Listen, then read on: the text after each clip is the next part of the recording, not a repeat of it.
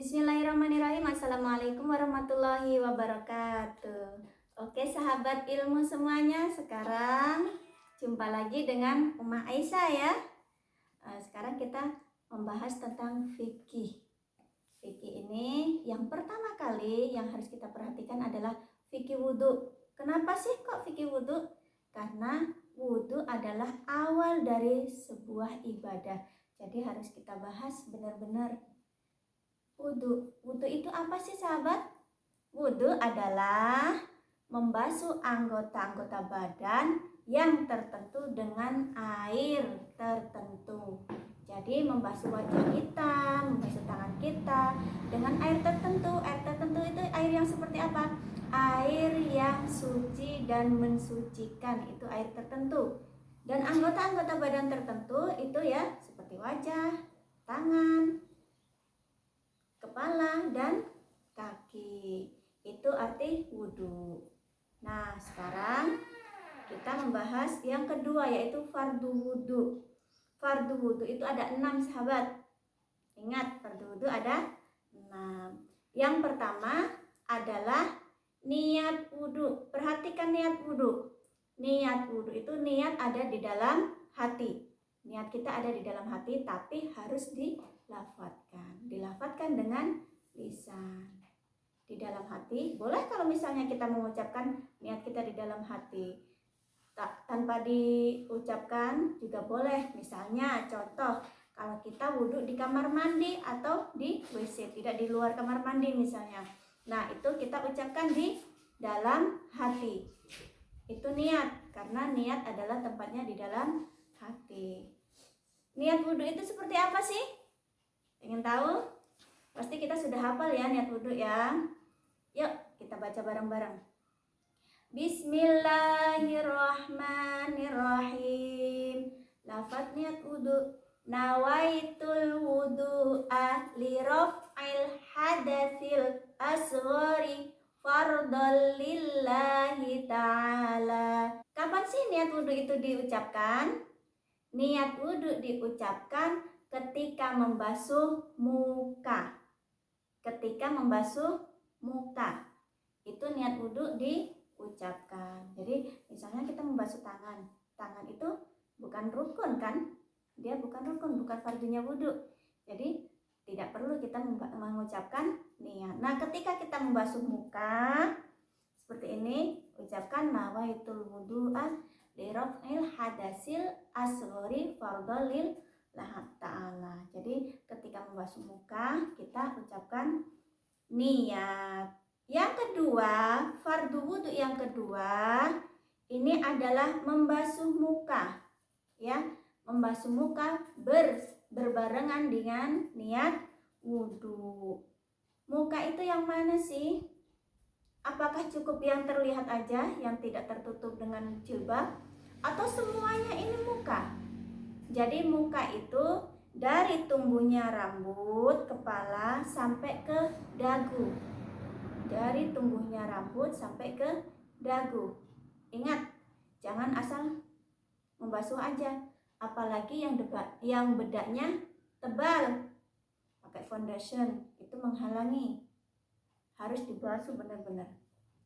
Itu yang dari tumbuhnya rambut sampai ke dagu. Yang samping, dari ujung telinga sini sampai sini. Jadi semuanya harus basah. Jangan sayang kalau buka jilbab nanti kelihatan. Ya wudhulah di tempat wudhu wanita. Jadi harus semuanya dibasuh semuanya, dan bedak-bedak sebelum wudhu dibersihkan. Yang pakai foundation, pakai eyeliner sebelum wudhu dibersihkan. Nanti hilang? Enggak.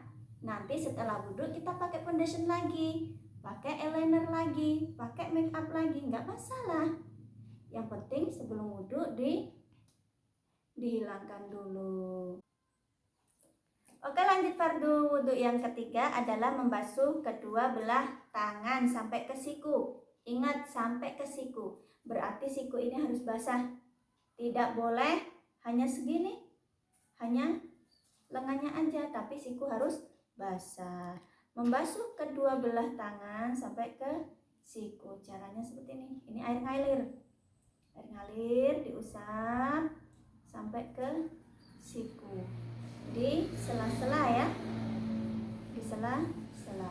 Ingat, yang punya cincin tebal, yang punya gelang tebal, diputar-putar agar airnya masuk.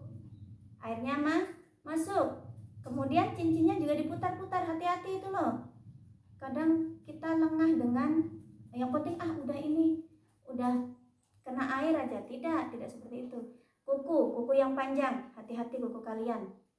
Jangan sampai air tidak masuk ke dalam kuku. Itu tangan. Kemudian yang keempat adalah menyapu sebagian dari rambut. Sebagian dari rambut. Kalau cowok, bagaimana cara masaknya? Ambil air, diusap, kemudian dibalikkan. Itu kalau cowok, diusap dari depan ke belakang, kemudian dibalikkan. Kalau cewek itu mudah, dia cukup dengan dikasih air segini. Itu kalau cewek. Yang terpenting adalah rambutnya ada terkena air. Tidak harus semuanya basah nanti kalau semuanya ya. Yang kelima adalah membasuh kedua belah kaki sampai kedua mata kaki. Kaki harus dia termasuk fardunya wudhu, jadi harus dibasuh ya. Jangan sampai tidak dibasuh. Sampai mana? Sampai ke mata kaki. Tahu kan mata kaki? Ada kaki, ini ada matanya. Itu. Tidak harus sampai ke lutut atau ke atas lagi. Nanti jatuhnya mubazir dengan air. Cukup sampai ke mata kaki. Dan di sela-sela. Perhatikan di sela-sela. Terus masuk ke dalam kuku airnya. Tidak boleh tidak masuk ke dalam kuku. Dibersihkan. Nah, terkadang banyak sekali kita yang membasuh kaki, tapi tumitnya tidak basah. Perhatikan tumit.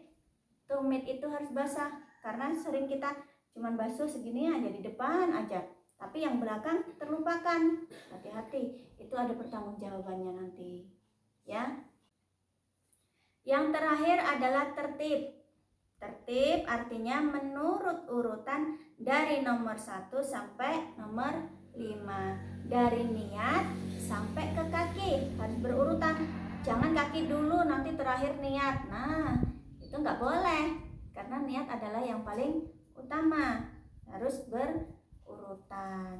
Niat, kemudian membasuh muka, membasuh kedua belah tangan, membasuh kepala, membasuh kaki. Itu harus berurutan. Tidak boleh dibolak-balik ya. Udah cukup sekian fardu wudhu yang kita bahas. Jadi intinya ada sesuatu yang harus kita ingat. Yang pertama adalah cincin. Yang kedua niat. Niat di kamar mandi, niat di hati. Kemudian yang bagi cewek-cewek, make upnya harus diperhatikan ya. Itu kadang kita menyepelekan. Atau yang di sela-sela kuku ini harus basah. Dan kalau kaki di tumitnya, jangan sampai kita lengah, jangan disepelekan.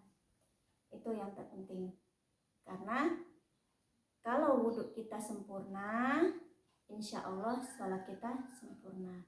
Karena Nabi Muhammad pernah bersabda, wudhunya harus sempurna. Sempurnakan wudhu kalian. Jangan sampai wudhu kita tidak sempurna. Karena nanti kita di hari kiamat kita akan bertemu dengan Rasulullah dengan wajah yang bersinar. Karena apa? Karena wudhu. Dari situlah Rasulullah mengenali kita. Mengenali umat manusia, umatnya Nabi Muhammad. Oke, cukup sekian fardu wudhu. Insya Allah nanti kita sambung lagi tentang wudhu yang lainnya. Kami akhiri. Wassalamualaikum warahmatullahi wabarakatuh.